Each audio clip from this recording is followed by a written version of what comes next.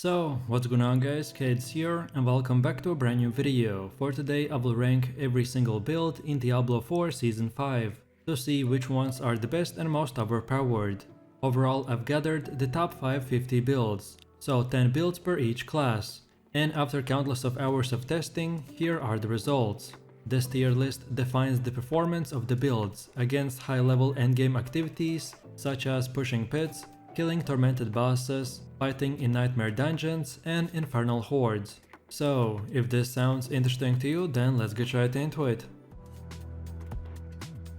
So then moving over to the first S tier builds, and they are Andariel Rogue, Barrage Rogue, Penetrating Shot Rogue, Lightning Spear Sorcerer, Fireball Sorcerer, Bash Barbarian, Rapid Fire Rogue, Bone Spirit Necromancer, Flay Barbarian, Firebolt Sorcerer, Chain Lightning Sorcerer, and the Landslide Druid. So the Andariel Rogue is a build centered around the mythic unique called the Andariel's Visage that creates devastating poison explosions. The build focuses around buffing the proc damage from that item using abilities, passives, and multiplicative aspects, while building around the close quarter combat key passive. The main skill Barrage, combined with the updated Fist of the Fate, do an excellent job with fast attacks and high lucky hit chance. The Andariel's Rogue is very straightforward to play, given that you mostly need to spam the Barrage with poison imbuement. Also, given the high poison damage that you will be dealing with this build, you don't have to stick around and wait for things to die. The poison will finish off the mobs a few seconds later. So this is amazing for speed farming. Then the next build is called the Barrage Rogue. He is a jack of all trades, but master of none, as you can pick which distance is the right for your situation, making this a true hybrid build. You can cast the Barrage skill at mid-range to spread your arrows out for massive AoV, or dash towards the elite to shotgun all the arrows into a single target for insane damage. Then we have the Penetrating Shot Rogue. This is a powerful build which scales really well into the endgame. There are many different tools and strategies that you can use to assist keeping you safe as you unleash hell from many angles. Penetrating Shot is a core skill that fires one massive piercing arrow. While this doesn't sound exciting at first, but when you spice it up with the Ambrax's Dagger and the Trick Shot aspect, then you can do crazy amount of damage.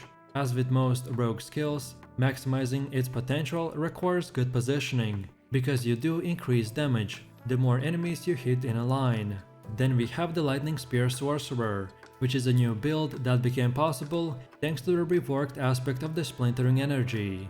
This aspect upgrades the Lightning Spear's measly 16% damage to up to 110%, that is further increased by your critical strike damage.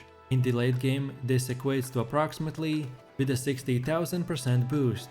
So with an aspect like this, it should come as no surprise that previously useless spell now is a real powerhouse.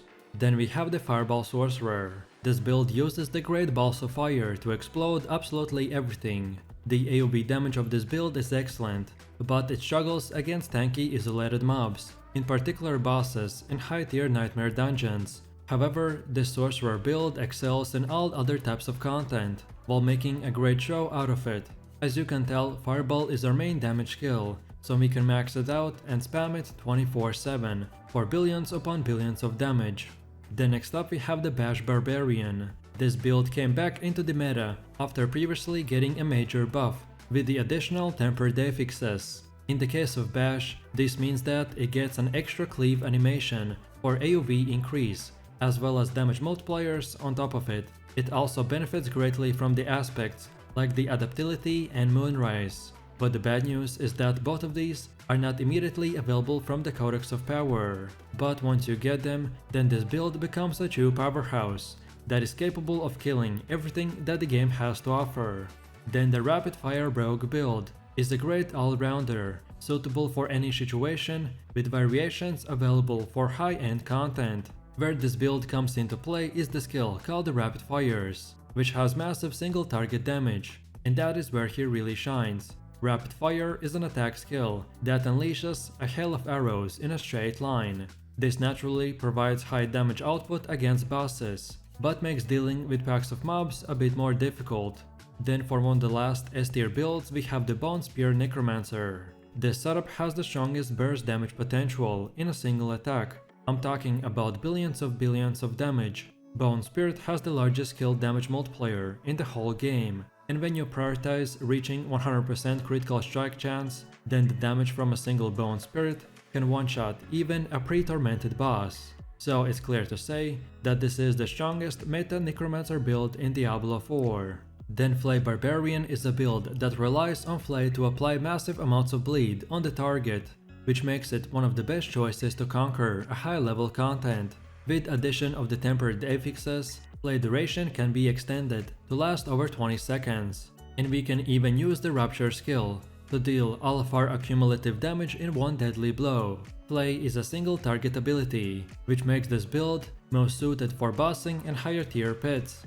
Then the Firebolt Sorcerer uses a Flame Weaver to turn the Firebolt into a real damage skill. Unfortunately, the way this item works makes the build quite clunky, because first you have to place down the firewall, then shoot enemies with a firebolt, and then you have to wait for them to die, because you will deal damage over time. On top of that, the damage only gets really high if you hit the same enemy with all 3 firebolts right after they split, so this means that this build is very single target oriented, even if the firebolts can technically hit multiple enemies at a time. Then the Chain Lightning Sorcerer has just returned back into the new meta as one of the most visually impressive builds in the game. This sorcerer paralyzes and destroys monsters with a barrage of electricity. It has insane mobility and great speed farming potential by shredding open world events and hell tides with ease. His Nightmare Dungeon pushing capability is also very good, so Chain Lightning and Unstable Currents together make up the bulk of this build's damage. And for the last S tier build, we have the Landslide Druid. This build revolves around the Nature's Future key passive, and the newly buffed Earthbreaker and the Unsung Aesthetics wrap to generate an incredible amount of lightning storms, which benefit from both the storm and the earth multipliers. The Landslide Druid is an efficient endgame leveler and a solid speed farmer. With enough good gear, it can become one of the best, most effective boss killers and pit pusher builds in the game. Now let's move over to the A tier, and the builds that deserve to be in here is the Minion and Bloodlands Necromancer, then the Frozen Orb and Blizzard Sorcerers, then the Bone Spear Necromancer, then Boulder, Shear and the Companion Druids, then Dead Blow, Rend and Double Swing Barbarian, and finally the Twisting Blades Rogue. So the Minion Necromancer is a build that pretty much plays itself. This Necromancer build is a pure summoner, which relies almost exclusively on the damage of its minions. Your Army of the Dead skill will grant you the ability to instantly raise all of your undead friends and provide an incredible damage boost during its duration. Then the Bloodlands Necromancer build unleashes a devastating single target damage that tries to melt bosses while utilizing the Blood Orbs and the Lanced mechanic to generate AoE attacks, which can clear your entire screen from mobs. The Bloodlands Necromancer deals its peak damage by making use of the guaranteed overpower abilities provided by the blood skills, which also offer a built-in tankiness through the Fortify. Its cheap essence cost means that you can spam cast a single target and output great DPS numbers, while with the Lance mechanic, it will help you to easily spread your damage across the battlefield. Then we have the Frozen Orb Sorcerer, which unleashes an endless barrage of frozen orbs to decimate her foes from afar. You have a lot of mobility tools, all while your character melts open world events and hell tides with ease. The Frozen Orbs makes all enemies vulnerable for never-ending pain train. Also, Frozen Orb comfortably shatters dense monster packs, and its single target damage is also not bad, although provided that you can stay at the right distance. Then the Blizzard Sorcerer is a build that uses the signature Cold Spell Blizzard, enhanced by the glacial aspect, to rip enemies apart with countless of ice spikes. This build has great single target and AoE damage, and it can bring you far into the pit. The only weaknesses that this build has is that it requires ramping on single targets, and some mobs could move out of your damage stacks. Then next up we have the OG build, the Bone Spear Necromancer, that pierces all the enemies it hits. Then it breaks apart when it collides with an object, and then it reflects back 3 to 5 shards of bones. This incredibly strong skill alone will allow you to snipe enemies, chase and defeat treasure goblins, and do amazing AoE damage to demolish anything that comes in your way.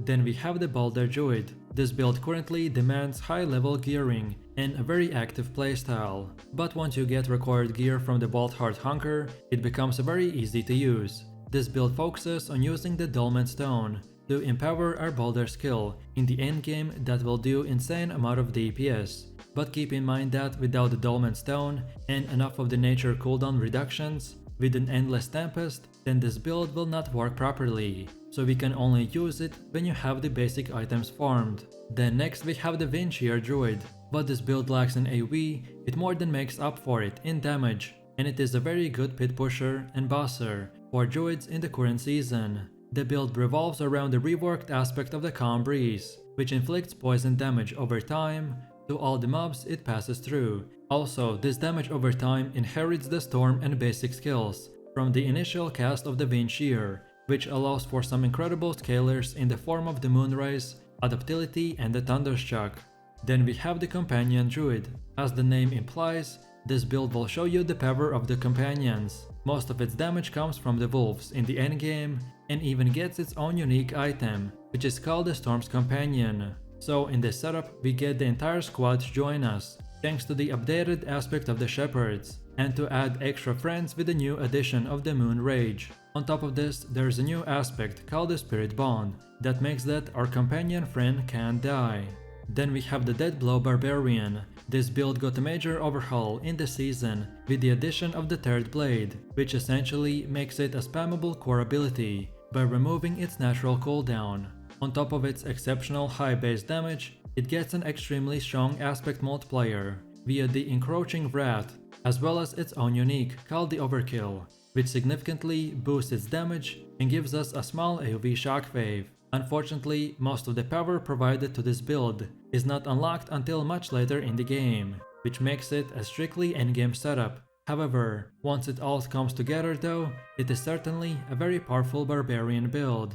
Then for one of the last A-tier builds we have the Rend Barbarian. The Rend is a core skill that quickly applies a large bleed to all enemies, directly in front of the barbarian. It is one of the most fury efficient core skills, and boasts the highest base damage per cast time. Its only drawbacks are its small AoE and the fact that its damage is dealt over time rather than immediately. So in order to solve these problems, we will use the Rupture to instantly damage enemies for the total bleeding amount, which gives us an insane DPS numbers. Then we have the Double Swing Barbarian. This is a hard-hitting, fast-paced melee build that excels at all content that the game has to offer. Its small hit zone may seem underwhelming at first, but once the attack speed buff starts stacking and the twister starts spinning, then the double swing quickly becomes a deadly force that can destroy anyone that stands in our way. This hit and run style of play, while also making short work of any boss, is very fun and entertaining. And then for the last and final A-tier build we have the Twisting Blades Rogue. This is a great speed farming build that can clear content faster than most others in the game, but also it comes with a high skill ceiling. If you're looking for a fun and agile rogue build that flies around the battlefield, then this might be for you. So then let's move over to the next category, which is the B tier. And this is the place where most forgotten / nerf builds for the season will reside. So we have the HOTA Barbarian, Thorns Barbarian, Ball Lightning, Arc Clash, Meteor, Ice Shards and the Fireball Sorcerers. Then the Hurricane Druid, Leap Quake Barb, Werewolf Tornado Druid, Upwheel and Whirlwind Barbarian, Grenade, Heartseeker, Flurry and the Arrow Storms Rogue, then the Pulverizing and Lightning Storms Druids, and finally the Blood Surge Necromancer.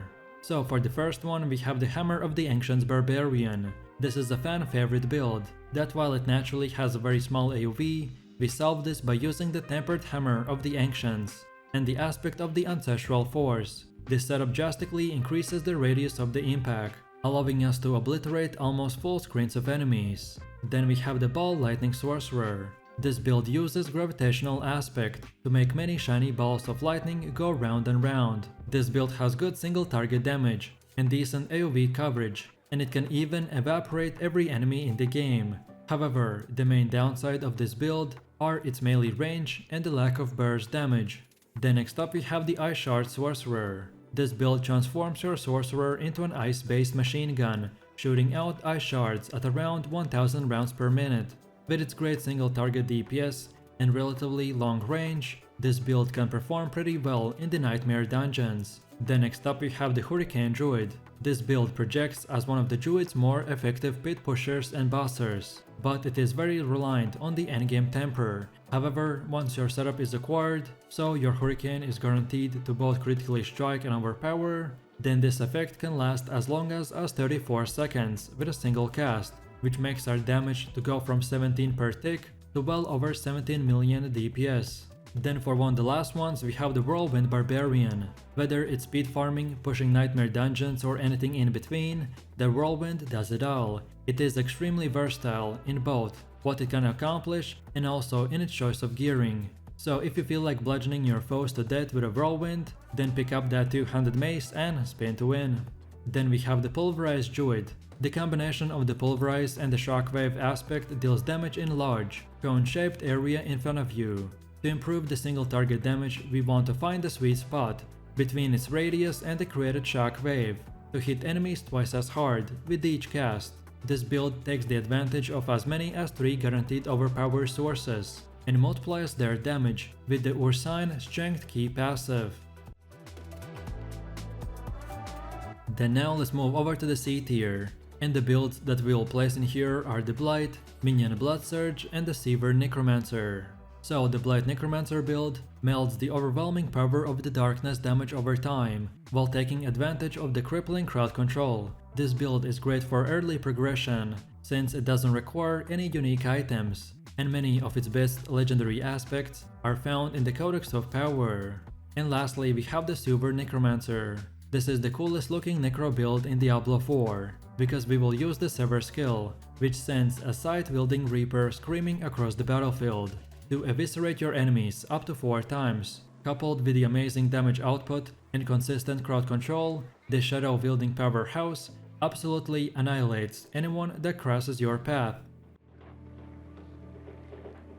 And finally, for the last and final category, we have the D tier, and the builds that deserve to be in here are the Shadow Surfer, Infinimist Necromancer, and the Shadow Step Rogue. So the Infinimist Necromancer build combines the highest survivability rates with massive AoE shadow damage. The build excels at outlasting the most dangerous content.